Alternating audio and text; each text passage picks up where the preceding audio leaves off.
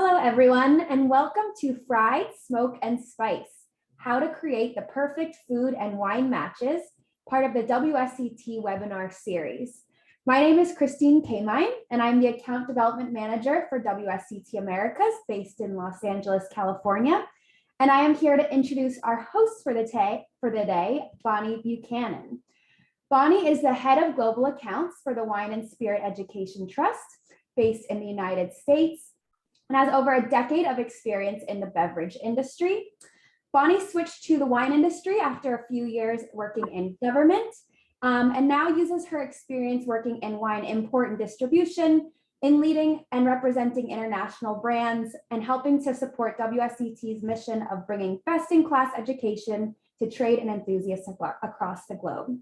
Bonnie is a diploma candidate and has a master's degree in international business and business management from the University of Aberdeen in the UK. And here she's going to lead us in some delicious wine pairing options as we're going into the holiday season. So I will let Bonnie take it from here. Thanks so much, Christine. It's really exciting to talk to you guys tonight. Hopefully we're going to have a little bit of fun. None of this is law. A lot of this is subjective, but we want to try to be able to steer you in the right direction when you're making some of these decisions out there. For those of you that are in the beverage industry, maybe you'll learn a little something new. For those of you who aren't and have the unfortunate privilege of suffering through dinner with some friends that are in the wine industry and being forced to have that menu ripped out of your hands while they sort of take control. Now you might learn a couple of things so that you can kind of contribute to the evening and not be bulldozed by those of us that are just too eager to share our opinions. So as the title of today's webinar says, we're going to talk a little bit about three very specific categories of food. And they're sort of generic because, again, this is all very subjective and some of these things change, but these are the foods that we actually eat a lot of, believe it or not, and some fun ones to enjoy while we're getting ready for the holidays or coming back from the holidays or whatever it is. So we're going to talk about fried foods, and we're going to pair a wine specifically with them and talk a little bit about how those interactions work well together. And your fried foods are going to be all the things that you can think of, whether those are your potato chips, whether those are, French fries or a big old slice of fried chicken. Any of that stuff falls in this category.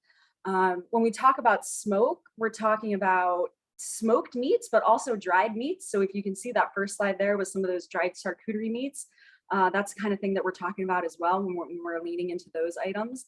And then spice is exactly what it says. So if you're doing any takeout, grabbing some hot Thai or whatever your choice is for the evening, we're going to try to talk a little bit about the engagements between that heat and what you can do to either lessen that heat or increase the heat.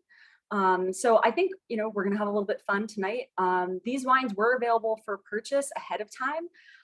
For those of you who might have been able to have a chance to see them or to purchase them, which is great. But if not, I'll show you I'll walk you through what we're doing. And also, we wouldn't be the WSET if we didn't try to sort of give you a great little tasting note for each of these wines. So I'm also going to walk you through our level 2 systematic approach to tasting with these three wines so that you can, learn a little bit about what we do. And with that, I'm going to go ahead and move forward and talk a little bit more generically about what these engagements and interactions between food and wine mean. And so this is a great little chart. This comes out of one of our education books. And so you have the opportunity to really dive into some of those basic elements that compare and contrast. So you can see up at the top, when a food is sweet, that is going to make the wine seem a little bit more dry, a little bit more bitter, less sweet and fruity. So when you think about having something sweet with something sweet, the wine, it's going to pull it out of the wine. And so it's sort of losing that element. But that can be a good thing, because if you have too much sweet and too much sweet, then it all just kind of tastes the same. And so that's why it's good to kind of, pair things that can be as in the same thing. And sometimes you can contrast, which is really interesting. So the second one on the list, which is always one that people kind of struggle with, is this umami flavor. And what does umami mean? It's really the best way to kind of describe it is sort of savory, So again, if we are talking about roasted meats and things of that nature, it's sort of also encompasses things like mushrooms. It's sort of just this really earthy style, but again, has that kind of savory component to it. As you can see, you know, when you have that kind of food item, it does make the wine also seem a little bit drier. It pulls out some of that sweetness. And again, we go down the list. Salty is going to be less dry, less acidic, more fruit, more body, which we're going to experience a little bit when we dive into our first wine. And then when you have a very acidic food, it is going to, again, take out some of that acid in the wine, and it's going to bring forward some more of those fruit and sweet flavors, which is really great. Some foods, and this often happens, especially when you're looking at takeout and Thai food and things that are really spicy, if they're highly flavored foods, it's really just going to run over the wine. So that means you either need to pair something that's very similar so that it can kind of match the intensity. You definitely don't want to be going with something that's too light. If you do, then it's just going to be like you're not drinking anything at all. Fat, also great. So we're talking about fried and fatty foods. So it's going to take some of that acidity out of the wine, which is going to leave us with something that's a little bit more fruit forward on our palate, which is really great, really exciting. And then again, the last one, hot. So this one's really difficult because with hot food items, with spicy food items, there are certain cultures that actually prefer to pair with them a very dry wine, because that will do is it's going to increase the heat and it's going to give this crazy kind of burning sensation. But what you can also do if you want to go in the opposite direction is you can have a sweeter wine, which is going to dull that heat a little bit. And so that's kind of the angle that we're going to take today. And so with that, I'm actually going to go ahead and stop sharing the screen so that we can have a look at our first wine. So the first wine today, for those of you that can kind of see through the window here, is going to be the Young's Tasmanian Sparkling Rosé. And so I think this wine is just really fun for me. It comes from a really cool place. They're using all three grapes to make this wine. So Pinot Noir, Chardonnay, and Pinot Meunier, which is really interesting. And so, it's a fun wine because it's pink and it's light and it's delicate. But this wine is really great for me. I have a very fun enjoyment of doing potato chips and sparkling wine, which is not healthy at all, but that doesn't matter, especially this time of year. So if you are like me, please enjoy. You will not receive any judgment. But this wine is really fantastic. And so again, as promised, I want to go ahead and walk you through what you would experience if you've taken a class with us. And if you're new to the WSET, this will give you a little taste of kind of what we're all about. And so just to give you a general overview, I don't know how easy you can see through the window there, but this card is what we call our systematic approach to tasting. And the reason why we created this systematic approach to tasting was to do, as the name says, create a system that allows us to talk thoughtfully and knowledgeably about the wines that we're enjoying. And so especially if you're out there on the road or you're in sales, you want to make sure that you're using language that everyone can understand and language that is thoughtful and reasonable, because you kind of want to be the authority in the room, when you're having these discussions. And so as we do, the first step is going to be appearance, then nose, then palate, and then you're going to make your general assessment afterwards. So without further ado, so we're looking at this wine. This is light pink. So on our spectrum, we have a choice of pink, pink orange, or orange. This definitely falls in the pink category. I know it's kind of hard to tell with some of the lights behind me. And so that qualifies as a rosé, needless to say. And so we're going to move into the nose. And so when we talk about what does something smell like, the first thing we want to assess is kind of how far in do you need to go before you can actually smell the wine? And that's going to tell us whether or not that's a light, medium, or pronounced wine. So if you're all the way back here smelling a wine, that's definitely going to be pronounced. You're kind of leaning in halfway and you can still start to get some of those aromas like I can now. That's going to be a medium wine. And so when we start smelling things, we're also going to start putting some words to it. So on the back of the card, we've got a whole list. And I think my colleague may have shared that with you. So feel free to open that up. And so when we're describing these things, the very first thing that comes to my thought when I smell it is going to be stone fruit. So stone fruit is going to be peach, apricot, nectarine. For me, I'm getting some peach on this. I'm also getting some red fruit. So definitely a little raspberry, some strawberry, really, really nice strawberry on this. And those are really going to be your top two. There's definitely, some great ripe fruit in this a little bit. We're really just well done. Tiny bit of citrus in the background, but not too much, just a lot of that really beautiful bright strawberry. And so now that we've gone through the nose, and one of the things you need to remember, especially if you're taking a course or you're going to be doing a tasting note, don't be shy. List everything that you can smell. Don't think that there is one correct and only thing that you can do. And so in thinking that, just throw everything out there. Really, again, it's not about having one correct answer. It's about having the answer that you feel best suits this wine. So next we're going to move into the palate.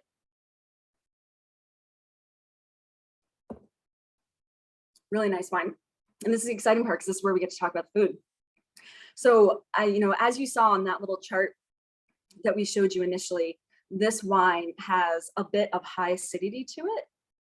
And that's because of the way sparkling wine is made. So this is made in a traditional method. So that means you have to have a really, really dry, super dry base wine. And then they're going to add a little bit of that dosage to it so it can undergo secondary fermentation. Adding that dosage, that little bit of sugar to it, that's what sort of brings it up a notch, but you still got that major acidity in the background. And so as we saw on our chart, if you're having something like your fried chicken, or in my case, your potato chips, that kind of salt and fat that you're getting out of those food items is going to strip away a little bit of that acidity. So again, if you're out and you are choosing, appetizers to share among the table, and you're all starting with a bottle of sparkling wine, don't be afraid to grab some of the items that might have a little bit more fat in them, that might be heavily salty, because they're really going to pair well with something like this. And so, to bring us back to our tasting note a little bit, after tasting this wine, there's definitely, again, your notes from the nose and the palate are usually going to be very similar. A little bit of peach on this for me, a little bit of tropical fruit in the background, I'd say, a tiny bit of passion fruit, maybe just a hint. Again, a lot of great strawberry flavors there. I wouldn't go so far as to bring in any black fruits from my opinion. Tiny bit of red plum, which is really bright and fresh, really delightful. And again, some good ripe fruit, not over the top ripe, still really refreshing.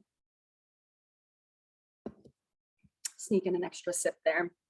So that's kind of how you would walk through the first few components of what we call our systematic approach to tasting.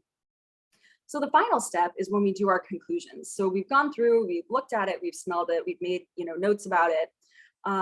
And there's a lot of levels that we're kind of trying to identify when we look at the palate. We're looking for that sweetness. And so in this case, this wine is certainly a dry wine.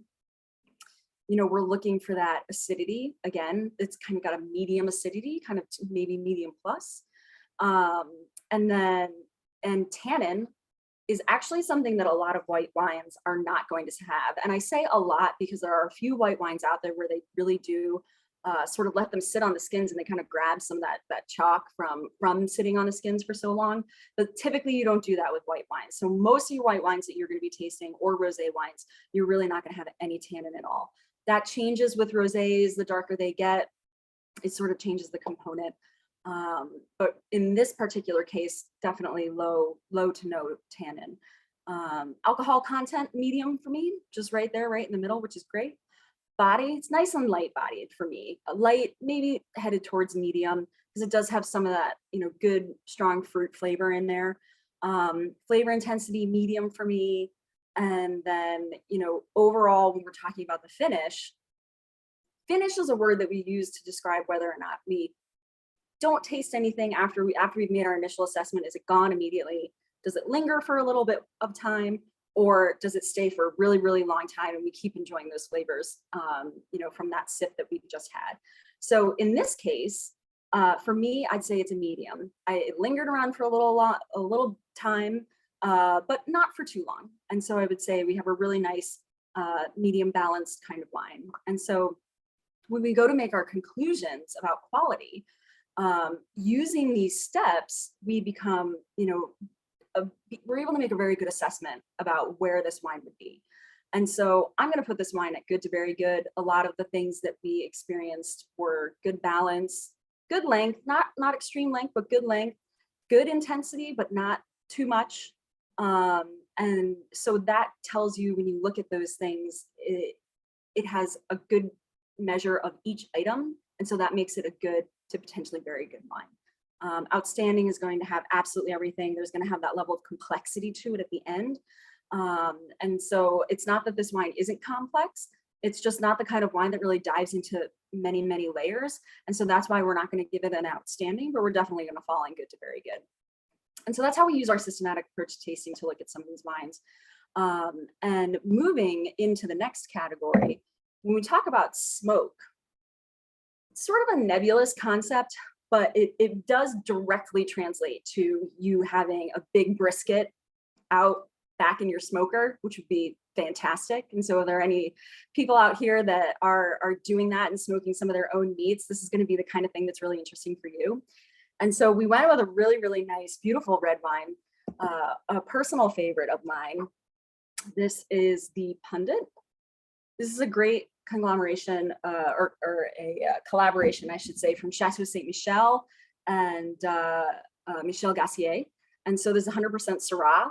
And I can tell you immediately, for those of you that have it in your glass right now, I hope that you're kind of enjoying the same flavor profile that I'm enjoying. A lot of that really kind of smoky nuance coming off the top. And so that's why when we talk about what do you pair stuff with, sometimes it's good to pair like with like. So if you're having that brisket that's got a lot of those smoke flavors on it, or you've done something with even a chicken or whatever it is that you have, out there, again, if you've got the big green egg, this is going to go pretty well with that. And Syrah is, again, one of my personal favorites. Syrah is a really interesting grape because it can go from kind of velvety and really fruit forward, or it could be something like this, which has got a ton of that really like roasted notes to it. And again, when we talk about, again, whether it's a brisket or things of that nature, you're also going to have that salt component to it, because especially if you're doing a rub or something of that nature. And that salt component is going to kind of tone this down a little bit.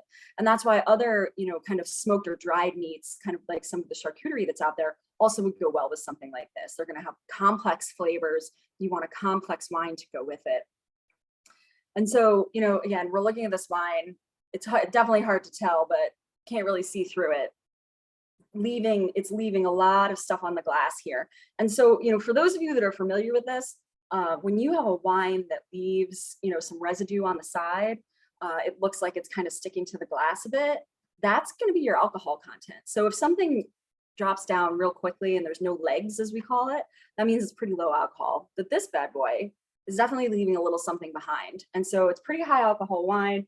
I think we're at 14.5%. But remember, in the United States, you can add a percentage and a half. You have to be within kind of a range. So theoretically, we're not 100% sure if that's 14.5. That could actually be 16%, in which case you've got a real high octane wine. But it smells delicious, I can tell you that. And so, again, if you want to walk through the tasting note, again, I won't bore you with all of the details, but when I smell that wine and I do my first step, I'm definitely getting a pretty intense wine. The color, your choices in color are going to be purple, ruby, garnet, tawny. This is definitely red. It's not quite purple, but it's kind of headed in that direction. Really dark, really beautiful. The nose was pretty pronounced for me. It's right out there. You don't have to dig in to get the notes on this one. And so, then when we're kind of thinking about what fruit are we smelling, or is there any fruit that we're smelling? In this case, I definitely get fruit, but it's not the first thing that comes to mind. I'm going with a lot of black pepper, some herbs in there, definitely. Looking at some more kind of tertiary aromas, a little leather, a little earth, like those are the kinds of things that come to me initially. If I give it another chance, then I'm starting to get that blackberry fruit. A little bit more of that dark black cherry kind of comes out for me. But very complex wine. A whole lot happening in that glass, in my opinion. and I hope for those of you that either can find this wine in the future or have something similar, that you're kind of getting those notes as well. And so now we get to taste, thankfully, thank goodness.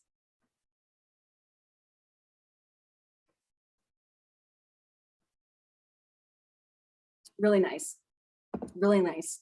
Like I said, a lot of those bigger flavors coming out first, a little bit of spice, a little bit of leather, but you still get more of the fruit on the palate than you do some of those other things. So it's actually really interesting to see the contrast between lots and lots of leather and smoke up front, and then on the palate, you get some of those really, really nice, delicate red fruits, which is just absolutely delightful. I know what I will be enjoying after this session for sure. So if we talk about, what kind of levels we're dealing with on sweetness and things like this, definitely a dry wine. When we talk about our sweetness levels, you need to remember that, like, when we're talking about sweet is actually going to be your dessert wines. It's going to be your Sauterne. There's going to be so much residual sugar in there. It's going to be very clear that that's a sweet wine. Some whites and reds have fruit forward nature, but we don't want to confuse that fruit forward nature to call that wine sweet. That's actually still going to be a dry wine. So we really like to reserve the word sweet for something that's really kind of viscous and really heavy, definitely one of those dessert wines, whether you have a port or something like that. So be sure that you're careful when, for those of you that might be taking an exam soon, be careful when you use the word sweet. Fruity might be a better word to start, but on our sweetness level, this is going to qualify as a dry wine. Tannin, absolutely. And so this is what I was talking about before. You can, the white wine's not going to have as much on the tannin, but this is going to get that grip, for those that aren't familiar, kind of like a chalky nature where your tongue kind of sticks to the top of your mouth. That's your tannin. And so definitely some tannin in this one, but really, really balanced in my opinion, not aggressive. Acidity, certainly we're kind of at a medium with that. Body, we've already talked about this, definitely leaning into a full body of wine here. Flavor intensity is pretty heavy for me. And then again, we're looking at our characteristics, and then I kind of already noted this, like a lot more red fruit happening here, a lot of dark fruit. And then I'm getting some of those secondary flavors kind of later, some of that smoke after the fact, was really, just really, really interesting. And then in terms of the finish, sneak a little sip.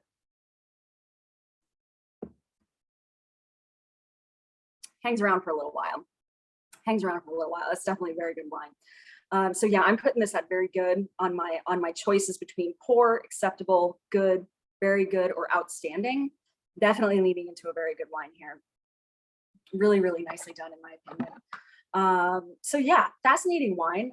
Don't be shy with wines like this. We're talking about all these big flavors and how you have to have big meals and you have to, do all that kind of thing.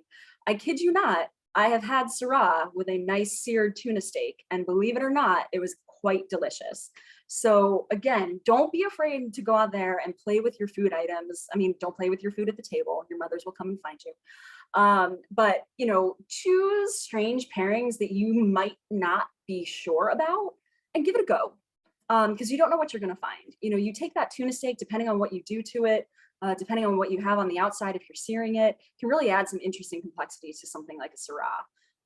And maybe you just really like red wine, and that's okay too. So don't be afraid to pair this with like a heavier white fish that might be blackened. Again, so we're talking about some of those kind of smoky, spicy flavors. A lot of this is always going to be personal taste, but remember, big wine, food needs to be a little bit big too, or else the wine is just going to sink the food. And so, although we want you drinking the things that you want, take, for example, if you had a really, really big Cabernet, the reason why they always pair Cabernet with steak is because steak can hold up to a really good Cabernet, right? You have a little slice of flounder, with some lemon butter on it. All you're going to taste is Cabernet. So you're kind of losing out on the fish. And so that's why, people get nervous to choose the correct wine with the right food. Like there's some, law that you can only do one thing. These are suggestions because generally speaking, these are always going to taste good. So I would not pair Syrah with flounder, but a swordfish steak, maybe, I don't know. So don't be afraid, and for those that have those snobby wine friends, don't let them tell you that you're crazy. You say, no, I heard it. I'm allowed to play around with this stuff. And so don't be afraid. Don't let us wine snobs make you feel bad. You pick what you want. So, all right, now moving to the last wine. Last wine, lovely, delightful, Marc Berdef Vouvray. So this is coming to us from the Loire in France. And this is going to be made out of 100% Chenin Blanc. And so why did we choose this wine?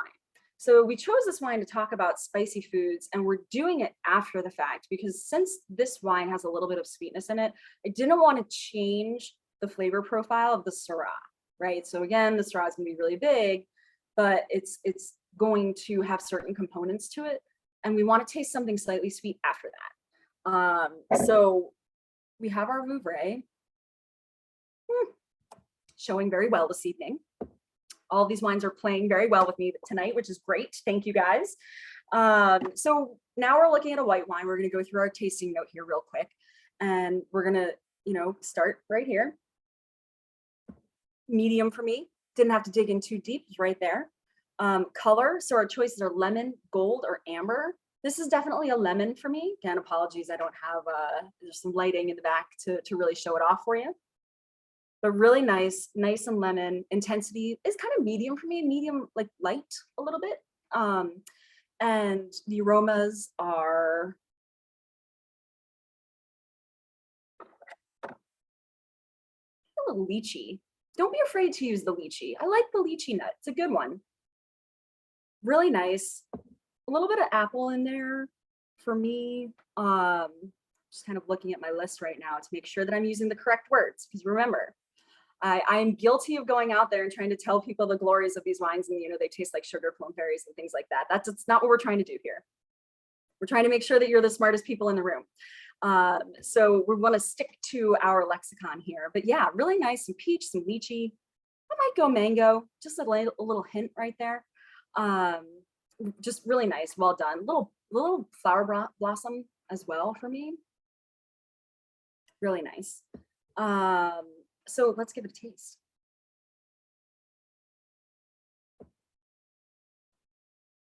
One of the great things that I love about Vouvray is when you find a good one, you're still going to get the sweetness that we've been talking about, because Chenin Blanc has a tendency to have a higher residual sugar as a grape. But this one has that balance in there. So they're still getting some of that acidity, which is really fantastic, because when we do talk about foods to pair with this and we talk about that spice is so hard because it just really, it's so overwhelming depending on how hot. If we're talking ghost chilies, I can't help you. I don't think there's any wine in the world that's really going to stand up to that. But anything underneath that, we might be able to help you with.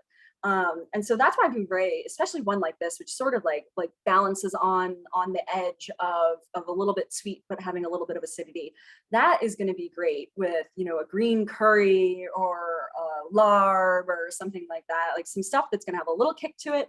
You can have more kick if you want it to, but it's showing really well. Really, really nice. So remember we were talking about sweetness and I said, don't use the word sweet unless you're doing a dessert wine. So we're not going to call this a sweet wine, but we're going to head into off dry. And the reason why we're going in that direction is because there's a certain amount of residual sugar. And for those of you that don't know, I'm using the word residual sugar to sort of talk about, how much of the grape was fermented, how much of that juice actually, turned into alcohol, because the less of that happens, the more sort of what we call residual leftover sugar is left behind. And so that's where we're coming up with that term. It's sort of, what is left over that wasn't eaten through the fermentation process. So since we can taste a heightened sense of sweetness in this, we're going to go for off dry. In terms of acidity, I'm still going to go, although I appreciate the acidity that's in this, I'm still going low instead of medium, because I think there's, a lot more acidity in the other two wines that we had. Again, tannin, really none. You would just, if you're taking an exam, just select low, because that's the only choice you get. Alcohol, medium to low for me. And we can kind of confirm. Yeah, we're at 13% here. 13 is pretty average. Usually 12 to 13 is right where you want to be. And again, we've got that 1.5 point swing. Well, this one's from France, so this should be pretty close to on ball. But yeah, right there, right in the middle. So you're not getting, again, if we're looking at our legs, we're looking at what's happening on the side of the glass, it disappears a bit quicker than the Syrah did. So if you don't have these particular wines with you right now, I encourage you to do a little test on your own, and it doesn't have to be with these exact wines. You know, go to your local store, read the label, get something that's 14, 15, 16% if you're grabbing a crazy Zinfandel, and pour that in one glass, and then grab something that's a little bit more on the normale side, something that's 12 or 13. And I would encourage you to look at them both at the same time, let them sit, and you will see very clearly what I'm talking about when we talk about kind of what's sliding down the side of the glass. So anyway, so yes, we have a medium to low alcohol wine here. Body is going to be medium for me. Again, that sugar gives you a little bit more of that like heightened sense of fullness. Intensity is going to be medium for me as well. You know, pro tip, if you don't know, pick medium. For anybody that's out there taking an exam, I hope my boss isn't on here because he'll probably kill me. And then we have to focus on the finish. So for me, this hangs around a little bit, not too much. So we're going to be at medium for this. So again, you're looking at balance, length, intensity, and complexity to make a final conclusion about your wine. And I would give this good. The length is a little short for something that's going to lean into very good. I could be convinced to go very good because I do quite like this wine, but it's not just about my opinion. Length is a little short for me. The complexity it's not outstanding, but remember that's sometimes okay. So we're talking about complex food. You don't necessarily need a complex wine. So, you know, when we talk about how do you pair things, sometimes it's like with like, as in the case of this smoky Syrah and as, you know, your smoky brisket, you know, that's going to work very well together. But again, we're doing spicy right now, that heat, which is really crazy.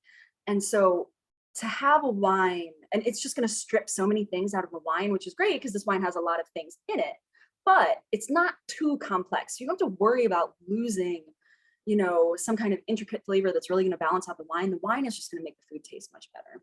You know, it's really going to make that experience a combined, you know, pleasant experience. So yeah, this is a really great wine, or I should say good to very good if we're using our conclusions properly.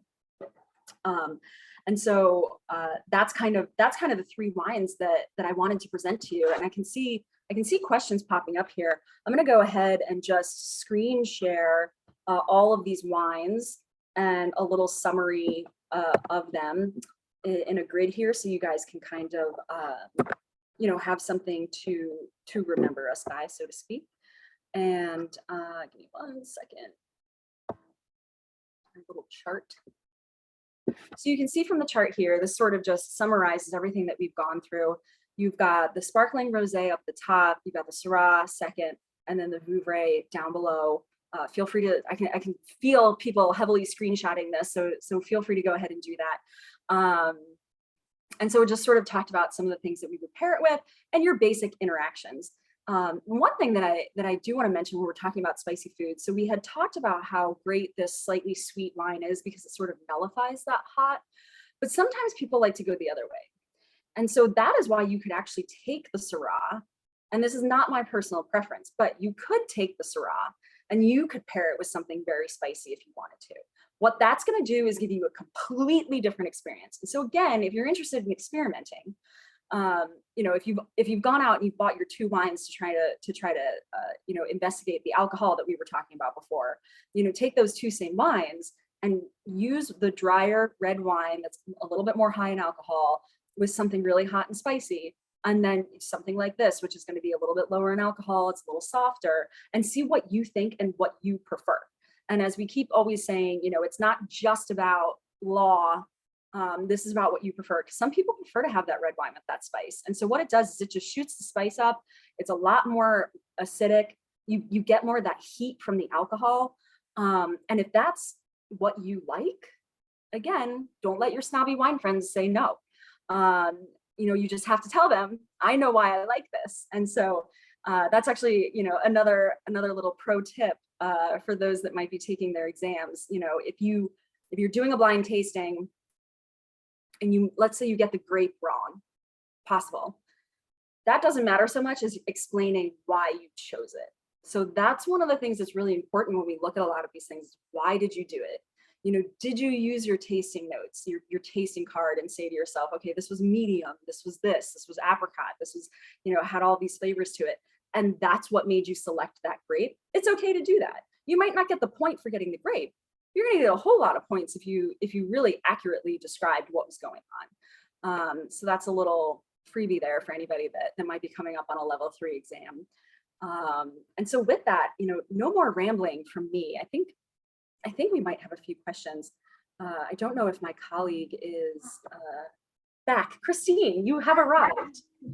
Well, thank you so much, Bonnie, for that presentation and your lovely tastings and pairing advice. I think all of our stomachs are rumbling. I can say mine certainly is, and I'm ready for my evening glass of wine, although it's only 3:30 in the West Coast right now. I have to wait a few hours. But yeah, a couple questions that we got in. First one, easy to answer. What is the vintage of the Syrah? Do we have that listed? Oh, we have that. Oh, I just took that down, didn't I? Well, I'll just repeat it out loud here for everyone. That's 2019. So that's Columbia Valley. To be clear, that wine was from Washington State. Lovely. So here's a good pairing question. Anjali asks us, would you include other smoked foods, for example, smoked almonds, smoked salmon, in the list of smoked meats that would pair with the wine that we just talked about? I imagine that smoked salmon would pair differently than smoked red meat. Yes, very observant, and you are correct. The principle remains slightly the same though. So the smoked salmon is going to be, again, a more delicate flesh, let's say a more delicate protein. So, you could do something like a Syrah if you wanted to, but in that case, because it's delicate, but it's going to have that underlying smoke flavor, you could do something that was more along the lines of a heavy white.